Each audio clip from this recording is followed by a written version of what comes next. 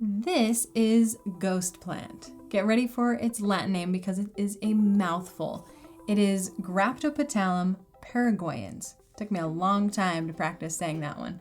But ghost plant or mother of pearl plant is a phenomenal succulent. However, it is not suited for indoor growing. So this is one that you'll want to grow if you're outdoors in a zone 9 climate or above. Now, zone 9 means that the lowest temperature rating for this plant is 20 degrees.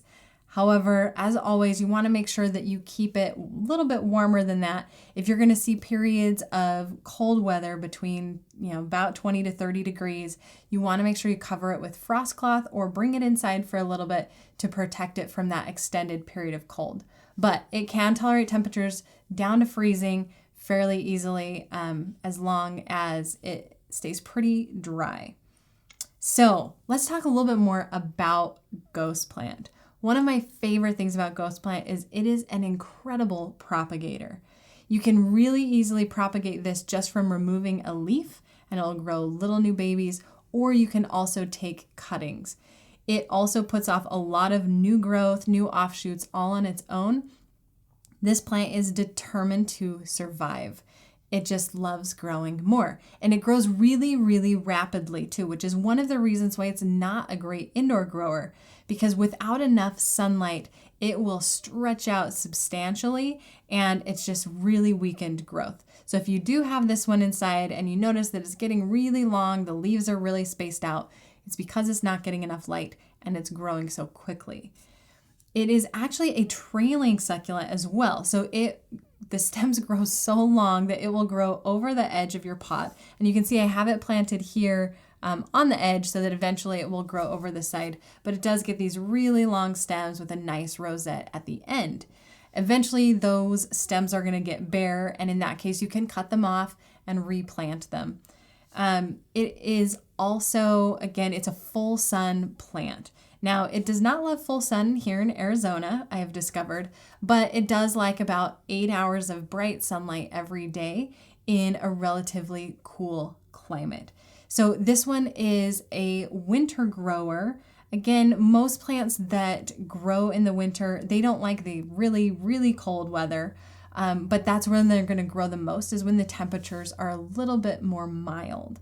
So it will grow most actively in the spring and the fall. So be sure to give it enough water during that time using the soak and dry method. And if you don't know what the soak and dry method is, be sure to watch my watering video. But essentially, it's just soaking the soil so it's completely wet and then letting it dry out completely before you water next. You'll want to withhold water from it, at least not giving it very frequent water in the summer when it's really hot, because it does not like the heat. And it's trying to conserve all of its energy when it's dormant in the summer, so it doesn't like to have a lot of extra water. So it's not cold hardy.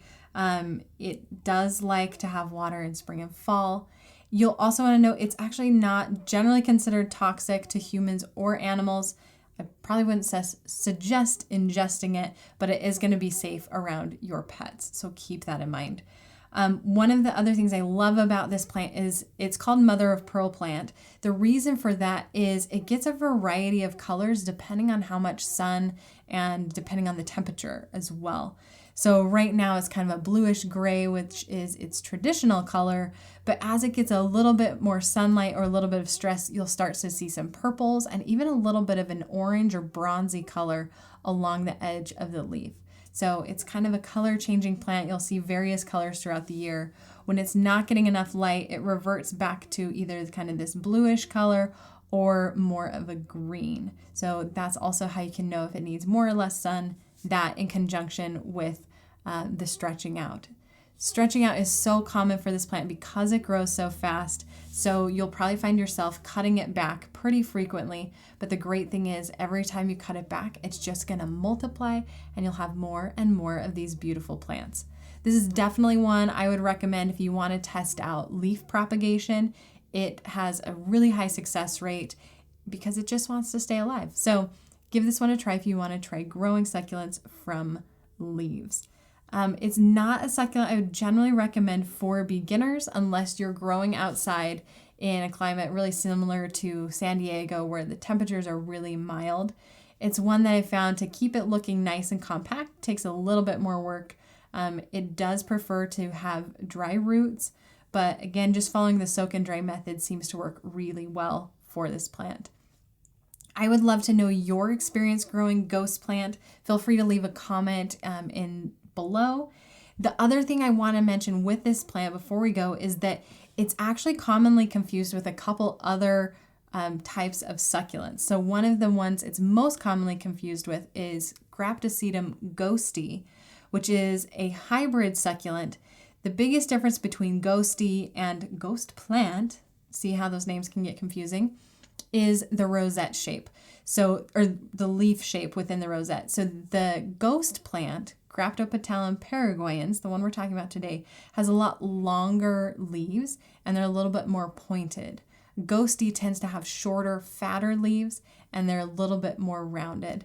Thankfully, they both have about the same care needs, so you'll grow them in the same environment or climate. So if you have one or the other, it's not a big deal if it's incorrectly identified, but just know that those are commonly confused and you'll see them misidentified very frequently. There's also a smaller version of ghost plant that it can also be confused with as well. The rosettes on this can grow to be about 4 inches wide, and on the smaller hybrid, its counterpart, they only get to be about 2 inches in size. But you should know that these can grow to be about 3 feet in length. They'll really spread out if they're on the ground, or again, if they're in a pot or on a ledge, they will trail over the edge and have just this really nice, beautiful hanging rosette off of there. So share your experience with this in the description below. If you haven't already, be sure to like this video, hit subscribe, and share it with all of your succulent loving friends. And I will see you next time.